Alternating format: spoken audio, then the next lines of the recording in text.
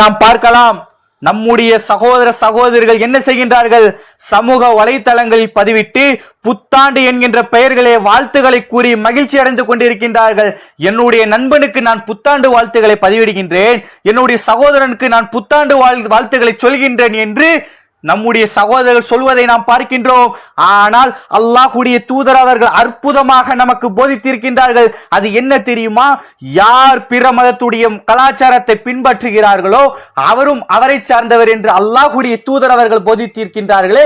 இந்த போதனையானது நம்மில் எத்தனை பேர் கடைபிடித்து இந்த துனியாவிலே வாழக்கூடியவர்களாக இருக்கின்றோம்? சிந்தித்து பாருங்கள் சகோதரர்களே. வேண்டாம் சகோதரர்களே, இது பிற மதத்துடைய கலாச்சாரம். இதை நாம் ஒருபோதும் கடைபிடிக்க கூடாது, இதை நாம் ஒருபோதும் பின்பற்றக்கூடாது. ஆகையால் கண்ணியத்திற்குரியவர்களே, இதை விட்டு விலகிக் கொள்ளுங்கள். சைத்தானின் சூழ்ச்சியில் விழுந்து விடாதீர்கள். அல்லாஹ் நம் அனைவருக்கும் பாதுகாக்கணும்.